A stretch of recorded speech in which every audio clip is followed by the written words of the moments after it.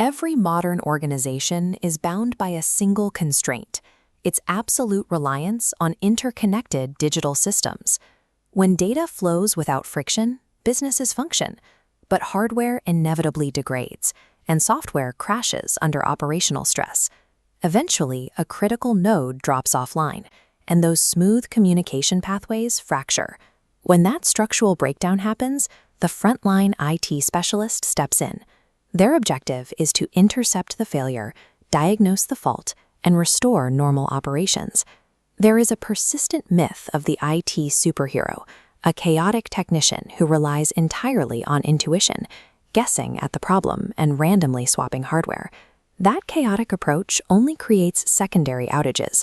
A professional discards guesswork and relies on a deterministic, repeatable algorithm to locate the actual root cause of the failure. Professional expertise resides in the disciplined application of an analytical methodology. Executing that methodology requires 3 distinct skill sets. The first is technical knowledge, but technology itself evolves rapidly. Hardware models and software versions decay too fast for static memorization to be useful. Technical skill is actually the capacity to conduct hands-on research and continuously update your own mental models as systems change. The second pillar is problem solving. This is the discipline of discarding assumptions entirely to build a logical, data-driven theory of probable cause.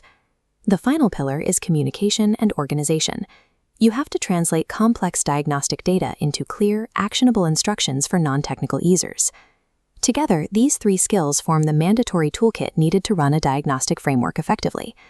If a technician lacks any one of these pillars, their troubleshooting process will eventually stall, and system downtime will multiply.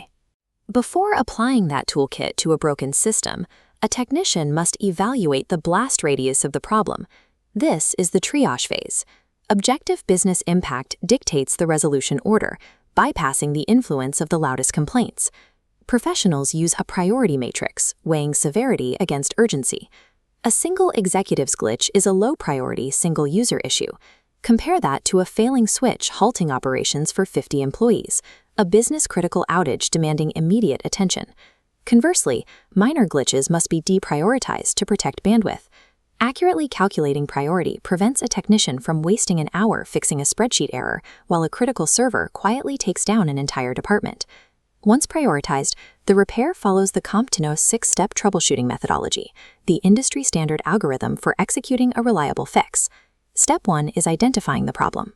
This requires establishing the exact symptoms and consequences before you touch any configuration settings or hardware.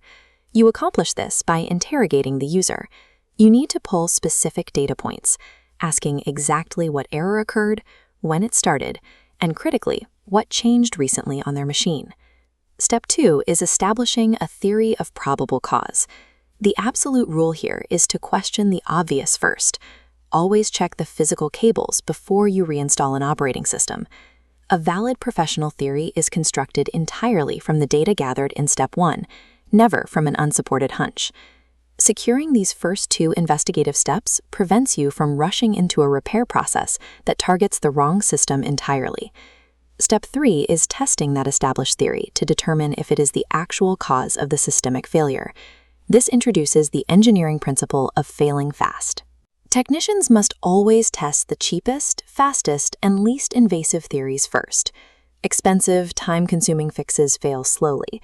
They should only be attempted after every simple, obvious cause has been definitively ruled out. In Step 4, the path splits. If the test proves your theory wrong, you formulate a new one or escalate the ticket. If your theory is correct, you establish a concrete plan of action. That action plan requires careful sequencing to ensure your proposed fix doesn't inadvertently trigger a secondary outage elsewhere on the network. This strict testing protocol guarantees that invasive system changes are only deployed when the data proves they are absolutely necessary. The most common mistake novices make is abandoning the ticket the exact second the error message disappears. In Step 5, you implement the plan and verify full system functionality, proving that your repair didn't break connectivity in another department. You must also implement preventive measures here, hardening the configuration to protect the system against future similar failures. Finally, Step 6 requires you to document your findings, the actions you took, and the final outcomes clearly. Thorough verification and documentation take a single isolated fix and convert it into permanent institutional knowledge. This documentation process reinforces root cause thinking. Amateurs get trapped in a cycle of treating surface-level symptoms, never solving the underlying fault. Fixing a symptom without uncovering the actual cause guarantees the exact same ticket will return to the queue the following week. Because of this, the 6-step methodology isn't a rigid one-way checklist. It operates as a continuous cyclical loop of system improvement. Relying on this consistent process eliminates wasted effort. It creates a standardized language so any technician can seamlessly pick up a ticket exactly where another left off.